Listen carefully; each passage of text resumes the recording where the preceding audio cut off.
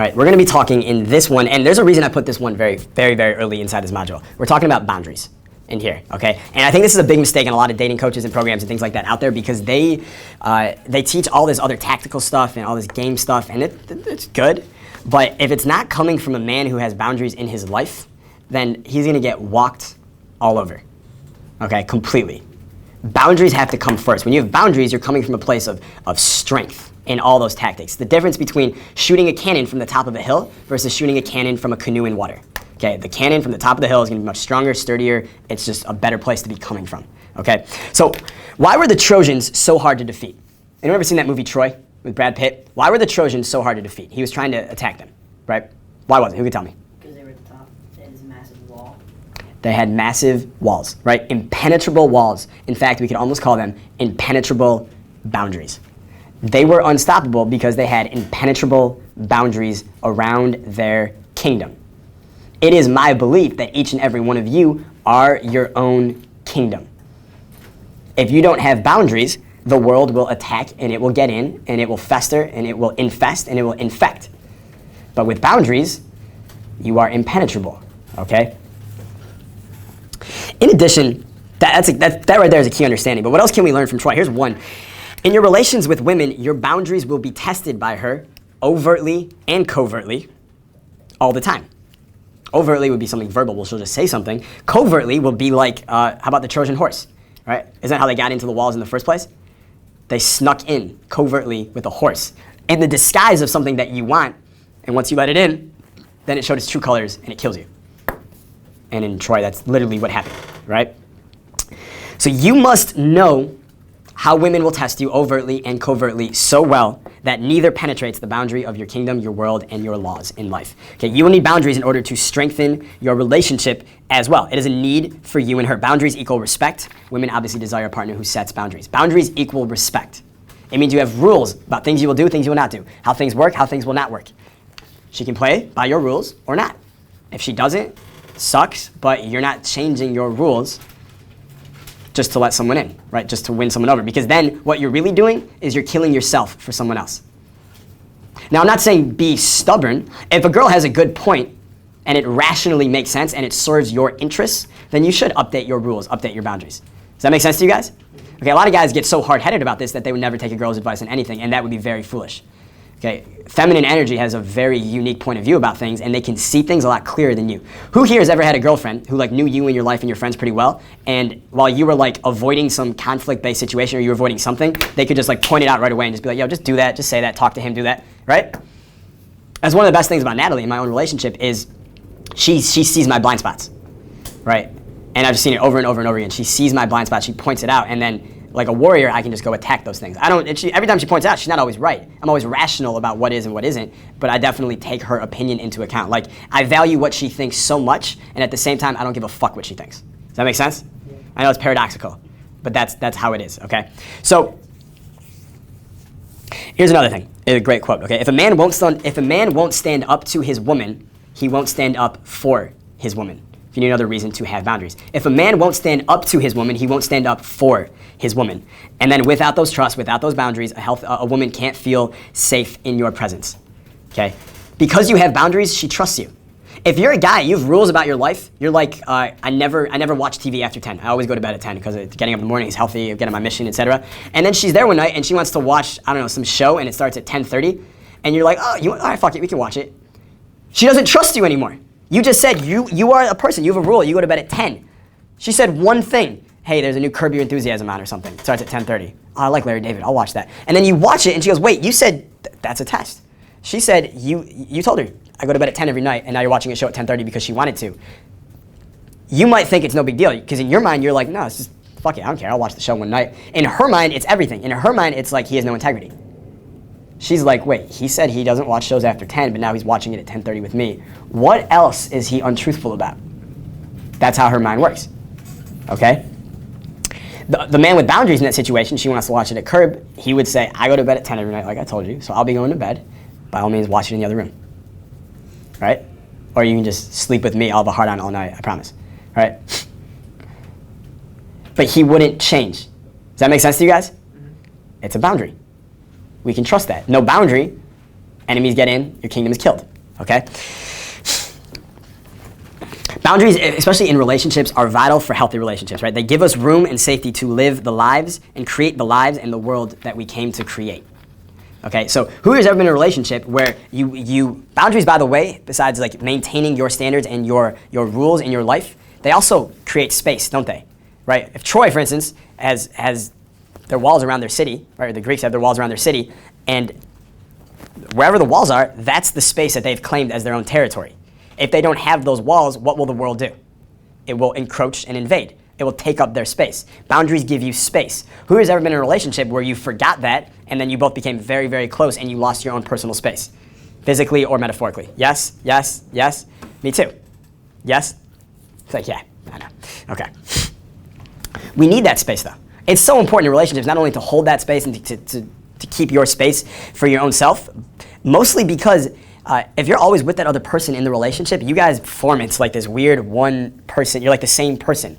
And when you're this close, by the way, all that attraction goes away. You guys become friends. You need that space. It keeps the attraction there. And you also need it just for your own you need your own shit in a relationship. You need your own space. You need your own world. You have a world that's your own. You have a world that you share. And she has a world that is just her own. Does that make sense to you guys? Yeah. None of that can exist without boundaries. Okay? None of that can exist without boundaries. Another boundary that's important, for instance, is not being someone's emotional tampon, right? Or not being the boyfriend who's just the shoulder to cry on. Okay, when you do that, you realize you're just accepting someone else's junk. You're accepting someone else's is trash. You're acting as a trash bin for someone else's garbage. That's what you're doing, right? A man needs true boundaries or he will die a little every day. If you lack boundaries in your relations with women, you will be weak, you will be used, you'll be manipulated, you'll be lied to, and you will be disrespected. Okay, yeah. So, the last point, not being a girl's emotional tampon, let's say, where do you draw the line between not doing that and being there for her when she goes through something tough or she's going through a rough time? Yeah. So, well, here's the difference.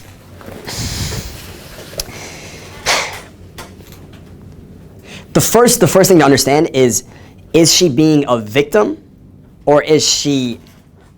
What's the word I'm looking for here? Is she righteous in her emotional storm? Is she being a victim? Is she complaining? Is she whining? Is she acting helpless? Or is she taking responsibility for what happened, but she just needs a few minutes for someone to just be there with her? Do you see the difference? Yeah. Don't look at what she's saying, look at what frame is she coming from? Is it a victim frame, or she's still a proactive, living at the cause kind of person who in this moment like just needs a couple minutes of someone to talk to? Like for instance, last night, like I said, I was fucking overwhelmed with some other shit unrelated to this, and I texted Bedros, and I was just like, hey dude, do you have like 3 minutes? I just need your advice on something. And we talked on the phone for 5 minutes, and he didn't say anything.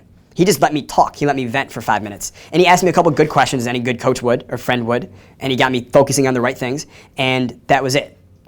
I wasn't coming from a place of victimhood. I was like, dude, I'm gonna fucking handle this shit. I just need a couple minutes to like get clear on what I need to do. And so I was coming from a place of still living at the cause.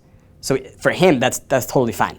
If I was fucking helpless, like I don't know what to do. Life it's terrible. I turn my problems into catastrophes, and the world's over, and there's nothing I can do. Why is it always like this? Why are they always fucking with me? If I was giving him that shit, it would never happen because we would never been friends in the first place.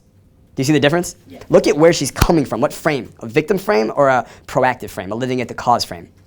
At the cause, first of all, if she's at the cause, that means she has enough self-esteem where you can literally say, listen, we're gonna do this for 5 minutes, and we're both gonna vent about this shit, and then we're gonna make a plan for how to handle this. That's pretty solid right there, right? The other thing is, if she, like, I'm sure you've heard the advice before that girls don't want you to solve their problems, they just want you to listen. Guys go into problem solver mode whenever a girl has a problem. Something's wrong or whatever, the first thing they do is like, oh, we can fix this, we're gonna do this, we're gonna do this, we're gonna do this. In her mind, you're not listening. She doesn't want you to solve her problems. She just wants someone to listen. Literally, just shut the fuck up and listen for 5 minutes. Let her get it out. And then she's done. And now she feels good again. She doesn't even want to solve the problems. Men solve problems. That's masculine energy. She just wants to like, and then she's chill. Right? So if you interrupt her and you're like, don't worry about it. We're going to do this, and then I'll talk to this, and we'll be good. You have emotionally ignored her. She literally just wants to vent for 5 minutes. If it's more than that, I'm not staying for that. If it's more than that, she can go do that with her female friends, which is where a lot of this stuff should come in. If it's something greater, if it's going to take more than, I'm not going to say 5 minutes, but if it's going to be like a long emotional thing, I would let her get the emotions out with her female friends, and then when she's in a more centered place, come back with her. Does that make sense? Yeah. Okay. Does that answer your question? Yeah. Okay. So, one key paradigm with boundaries is the difference between being real and being nice. Okay? The advice you got as children, and by teachers, by parents, by society, is they want you to be nice. Now, here's the problem with that. They're telling you to be fake. Okay? Nice people are fake people. Not everyone who's ever, and I draw the difference between there is nice, which is fake to me, the fake smiles, the fake pleasantries, how are you, I'm good, how are you, fantastic, great seeing you, all right, I'll see you later. The bullshit, and then there's being kind. Be kind. Kindness is a very good quality. It's compassionate, it's empathetic, it's understanding. You're just a good person. You give value. You're a good source of energy. Nice is dead. It's dead inside. It's depleted. It's fake. There's all kinds of suppression and depression. Nice is supplicating. Nice pretends to be impressed, right? So a friend of yours starts painting. He just started. His second painting's ever done. He finally finished it. He shows it to you. The nice person's like, oh, this is really good, man. You're really good. Even if he doesn't think it's really good. That's fake. You're lying to your friend. The kind person goes, it's not bad for your second try. Like, I know you can do this if you put your mind to it, but like, let me know when you get to number 20, maybe I'll purchase it, right? Like, do you guys see the difference in that? Yeah. One is honest, not mean. You're not going out of your way to be mean. You're kind. You're like, I know you're the kind of person who could easily become a great painter if you put your mind to it, but like, keep at it. Okay. So being real, being versus nice. That's nice. Being real is being authentic. That's it. Being real is authenticity. Okay? And we talked about this actually the last mastermind, but I'm going to share it with you right now, is authenticity means you're going to be polarizing. That's what it means. We are not all designed on this planet to be attracted to one another. Not sexually, but just to be attracted to one another. In this room, we all get along. We're all attracted to each other like magnetically because we have similar values. We have similar goals. We have similar dreams. We have similar ambitions. But we and our values do not align with most of the society, do we? No. The real us polarizes them. When I say polarize, I mean it repels them. It pushes them away. While at the same time, it attracts people who have similar values to us. Does that make sense to you guys? That's being authentic. When you're authentic and you're polarizing like that, you're going to end up with the people in your life, people you fucking like. Someone comes to me and they're like, I don't like any of my friends. I automatically know they've been fucking fake up to that point. The fake you that you put out to the world with all your fake niceness and your fake pleasantries, that person attracted those friends that you have. Of course, you don't like them because you have never met them. They've only met the fake you. The fake you, of course, was going to attract people you don't like. That's not you. That's not who you are. The real you that you should have been bringing to the table the whole fucking time that you have been hiding from us, selfish fucker, that person would have never attracted those people. That person would have attracted people who he actually got down with, who he actually vibed with.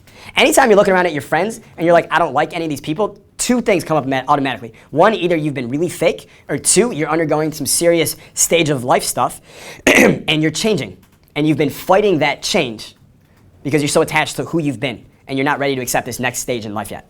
Like when I stopped partying as much, I held on to the party phase as much as I could because that was who I was. That was my identity. I loved it, right? Or at least I thought I did. Then eventually we go to clubs and pool parties and I'd just like sit there bored. And then we have these conversations about how boring this is, like laughing about it. And I'm like, wait, why are we laughing about this? Like this is a sign that maybe we shouldn't be here anymore. We just don't like it anymore. And I'd look around at the friends I was partying with who 2 years ago I fucking loved partying with. And now I'm like, they're just fucking losers, right? I wasn't ready to accept that next stage of life for a while. Now I have. Now the people I vibe with, I fucking love the people in my circle, okay? So listen, if you have friends that you don't like, it's almost guaranteed you are rejecting the call to the next stage of your evolution as a man, or you've just been putting a fake personality out there, and of course you're gonna attract people that you don't like. Does that make sense to you guys? Yeah. Okay, that's some deep shit, right? Yep. Good. I like deep, all right? And one last quote for you, all right? And please try and disprove this, okay? Nice people never inspire. Who wants to argue with me on that one? Is there even an exception to the rule? Nice people never inspire. In real life, okay, I'm sure you can pick out a movie character, but then again, that's just a script on words that 500 people got together and recorded on a camera like this one, right? That's not real. Nice people don't inspire. They simply don't. Okay, so what is boundaries all about, okay?